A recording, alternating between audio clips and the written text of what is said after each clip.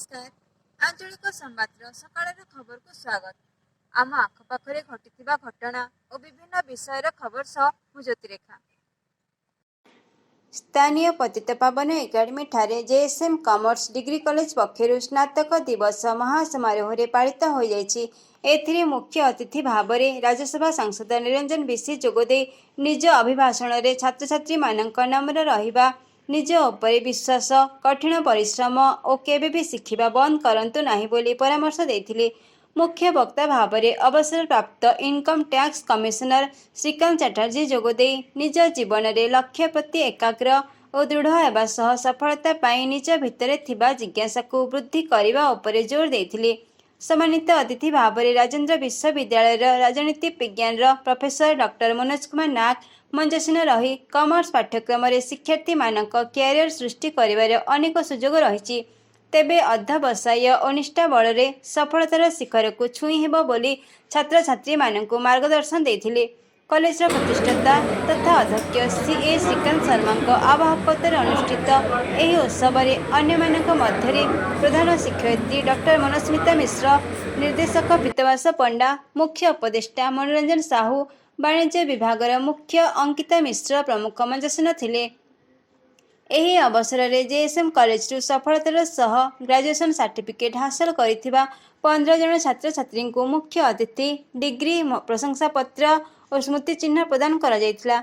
JSM college वाणिज्य विभाग छात्र अर्चिस्मान मिश्र वाणिज्य परीक्षा राजेन्द्र विश्वविद्यालय प्रथम स्थान अधिकार करिथिबारु तांको मध्य प्रशंसा पत्र प्रदान करा जायथिला। एही समारोह में जेएसएम कॉलेज समस्त छात्र छात्री और अभिभावक अभिभाविका माने उपस्थित थिले। स्थानीय सांबादिक भवन ठारे सारस्वत साहित्य पत्रिका सृजन सलिता नवनीता तरफर युव साहित्यिक समावेश पल्लवन अनुष्ठित हो जाइछि। लोकसभा सांसद बरगढ़ प्रदीप पुरोहित मुख्य अतिथि भाव जोग देथिबा बेले विशिष्ट साहित्यिक डॉक्टर वासुदेव सुनानी मुख्य वक्ता और लेखक और सामाजिक कर्मी सरोज सम्मानित अतिथि भाव जोग देथिले। ए अवसर में सृजन सलिता नवनीतार पल्लवन संख्या उन्मोचन होइतिला। एथिरे ओडिशार विभिन्न जिल्लारू 9 जन युव लेखक लेखिका यथा केतन रणा, चंदन नाग, विकेश साहू, चित्तरंजन प्रधान, प्रज्ञा प्रभा कुंवर, पुण्यदीपा खमारी, रमाकांत नायक और रजत बंसल आदि को शब्द सम्मान प्रदान पूर्वक उपढोकन उत्तरीय और फूल गछ दे संबर्धित करा जायथिला। परे सहकारी प्राध्यापक डॉक्टर कौतुक पंदर और अध्यापक डॉक्टर जगन्नाथ साहू अतिथि परिचय सह मंच परिचालना करथिले। ए अवसर में डॉक्टर वासुदेव सुनानी रचित प्रथम गल्प पुस्तक गहटियार छेली और कवि बलवंत साहू प्रथम कविता संकलन धान फूल पुस्तक उन्मोचित होइछि।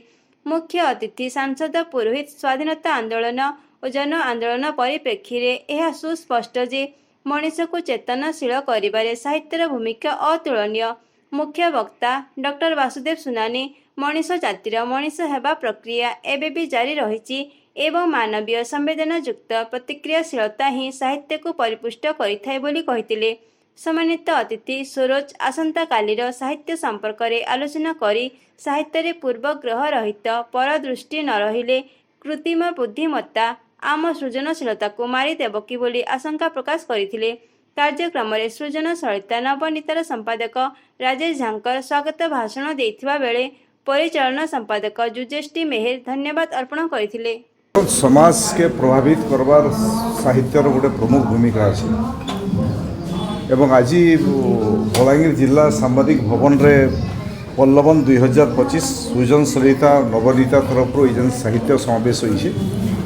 विशेष भाव नूतन पीढ़ीर युवक युवती मान जिन माने साहित्य रचना करवार आरंभ कर गोटे आज मंच दिया जाकर कविता संकलन तांकर कविता गल्प पठन करवार कार्यक्रम अच्छे से भीतर उत्साहित हेबे।